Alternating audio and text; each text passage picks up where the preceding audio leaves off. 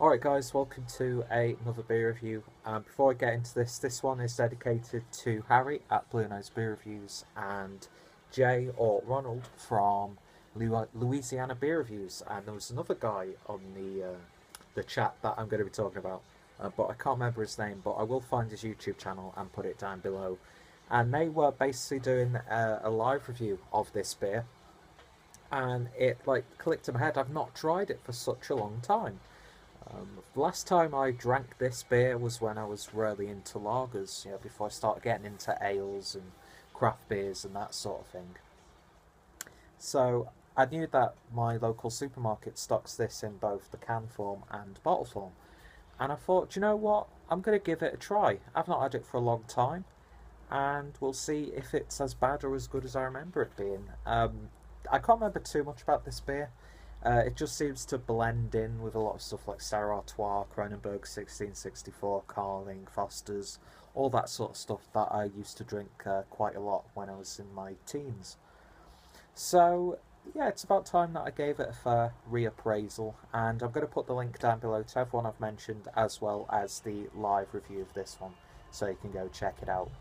And I think both Harry and Jay are big fans of this beer, and I know in America you could get the dark version of this, which I'm guessing is sort of like either a dunkel or just like a darker lager. But yeah, this is Heineken from from Amsterdam. Yeah, it's a fairly recognisable, very recognisable name. And Harry was saying that it's actually getting harder to find back in the UK, which I found very surprising because it was, to me, one of the more common Euro lagers available. So, yeah, brewed by the Heineken Brewery over in Holland. Not too sure whether they've got a supply chain here or if it's imported by one of the German brewers. I'm not too sure who owns Heineken, to be honest. And yeah, this is in a 330ml can. The ABV is 5%. It actually costs less to get like a 440 bottle of this at the supermarket, but I thought cans are, the best way to preserve beers like this because, they don't fall foul of bad conditioning environments. Even though the beer selection in the supermarket that I bought it from, it's not by any strong light or near any open windows or anything like that, but it does come in a green bottle. So I thought it was interesting that you pay less for more. Whether or not it's because it's in a can you pay more, I'm not sure about the pricing. So yeah, waffled on for way too long. Let's get this one opened and see what we get. A little bit active, couldn't really see it though. And yeah, I'm always up for giving beers a second chance, and I'm interested in actually revisiting all of these beers that I used to drink on a regular basis, just to see how I feel about them now. And there's quite a few that are available here in Germany that I used to try, and of course Beck's. We've got Beck's, have been trying a couple of the other varieties that they do. But yeah, the Heineken in a glass, and yeah, no head whatsoever. It's your typical golden colour, slight orange hues in there as well. Nice clarity, carbonation is nice and gentle, and yeah, it's got a nice bit of oomph to it in terms of its presentation. It's not too pale or urine-like, although I have had the odd piss that's looked like this. But yeah, so looks like what you'd expect it to be. Let's give it a sniff. It's really interesting. I'm getting a lot of like lemony sherbet sort of aromas from this one. There's a very ever so slight metallic edge to it, but nothing offensive or anything like that. You get that spicy hop character in there as well. It's got like a grainy, almost oaty aroma to it. Slightly plain biscuit aromas also. But yeah, there's this like chewy, sort of citrusy character coming through, which is actually quite nice. It just adds a little bit more to what would be, your run-of-the-mill smelling macro European lager. So yeah, it smells okay so far. Let's give it a taste. Cheers, cheers Harry, cheers Ron, and cheers to the other guy who was on your live hangout.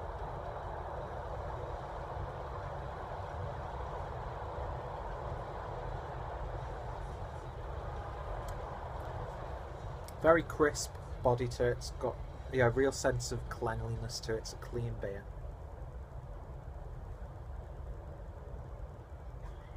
You get that straw-like character in there. You get that nice crisp malt character. And then just like on the aroma, I'm getting this lovely little lemony, citrusy, sherbety character on the back end. Combination is nice and gentle, very drinkable, but you do get that slight metallic flavour in there, but not too bad. Thankfully, this like nice, gentle, spicy hot character mixed with this citrus character masks that really, really nicely, actually.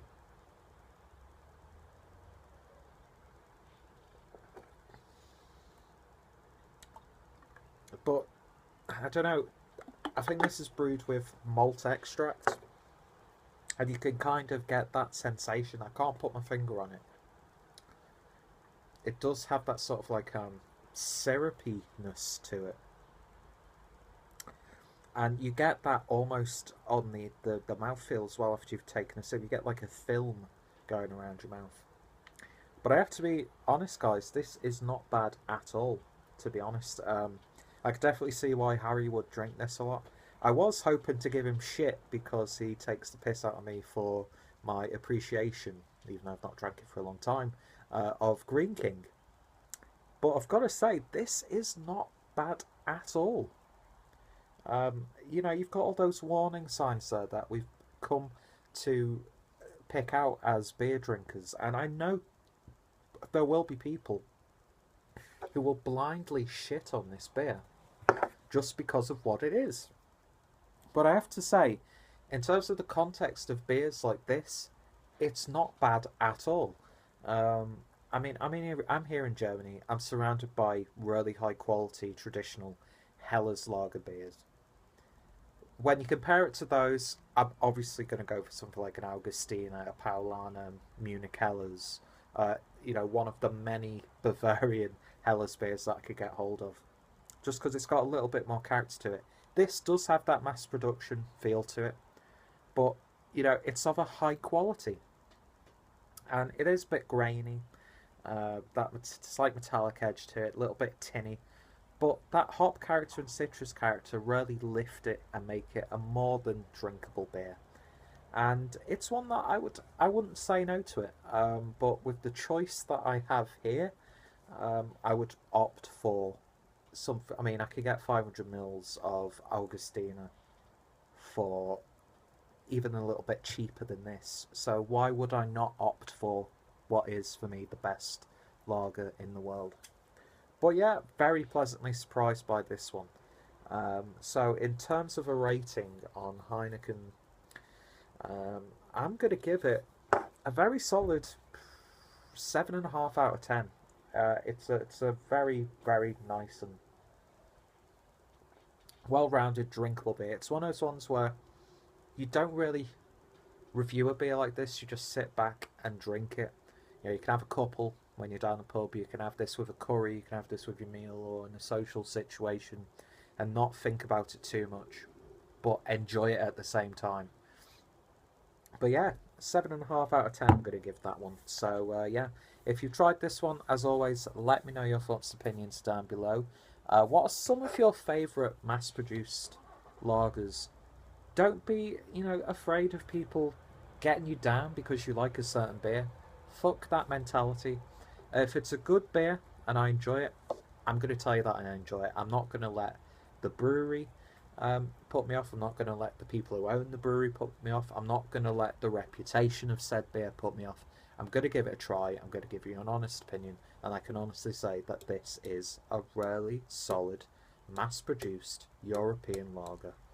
So yeah, give it a go if you're still unsure on beers like this, because I think most of you would be pleasantly surprised. So thank you guys for watching this video. I'll put a link down below to my lager playlist for some other high quality lagers. Check out Heineken and all that sort of stuff. Check out Harry. Check out everyone who was involved in the chat. Watch the chat as well. Some really interesting points about distribution and history and that sort of thing. And yeah, I'd happily pick this up again, but with what I've got around me, I'd probably opt for that before I picked it up. Anyway, thank you guys for watching, and I shall hopefully see you all later. Cheers.